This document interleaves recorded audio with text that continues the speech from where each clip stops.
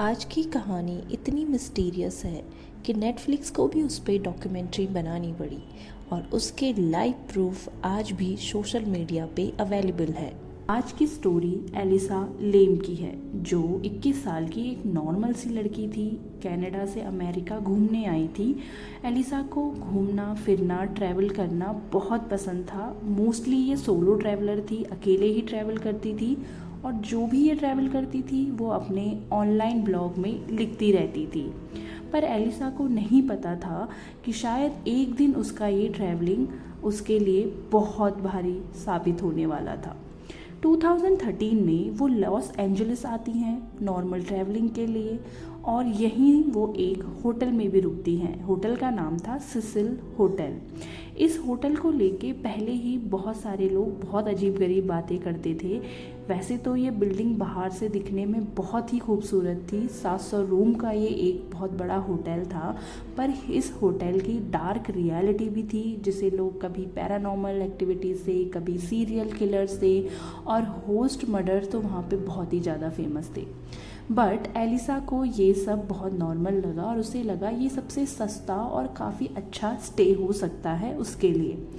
कुछ दिन तक तो एलिसा की लाइफ में सब कुछ बिल्कुल नॉर्मल था।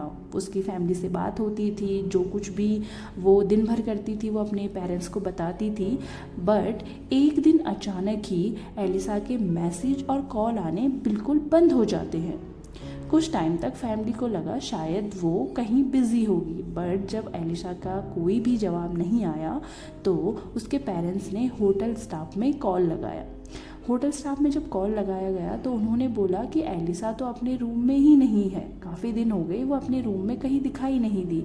इसके बाद पेरेंट्स को डाउट आता है। पेरेंट्स ने पुलिस में डायरेक्टली कंप्लेन की और पुलिस का यहाँ से काम शुरू होता है।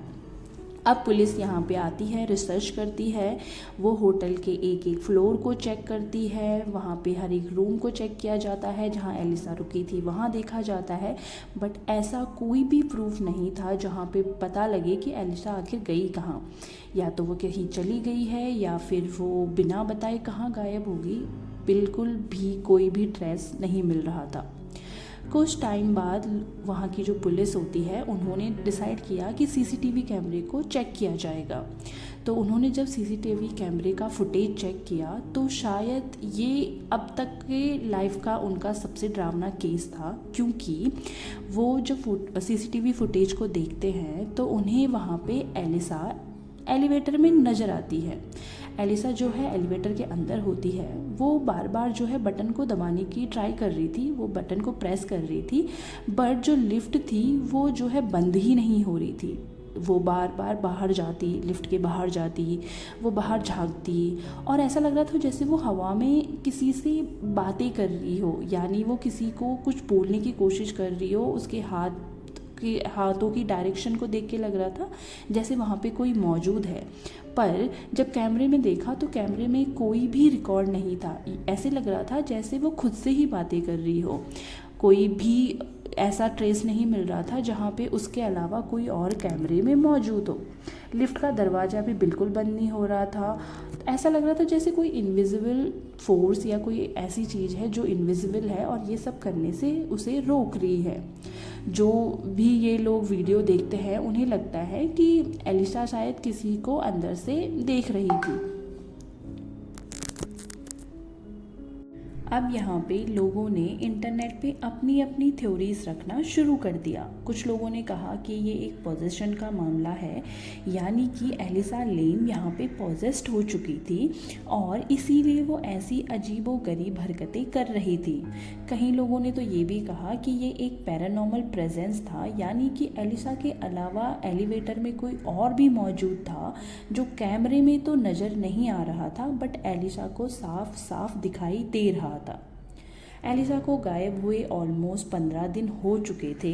एलिसा की कोई भी खबर, कोई न्यूज़ या उस तक पहुंचने का कोई भी जरिया लोगों को समझ में नहीं आ रहा था। यहीं पे होटल के जो गेस्ट होते हैं वो कंप्लेन करना शुरू कर देते हैं। जो गेस्ट हैं वो स्टाफ को कॉल करके बताते हैं कि ये जो पानी है यहाँ का, वो उसका टेस्ट बहुत अलग हो रहा है, बहुत अजीब सा टेस्ट कर रहा है। पानी का कलर भी बहुत डार्क हो रहा है और जो प्रेशर है पानी का था वो बहुत ज़्यादा लो हो चुका है।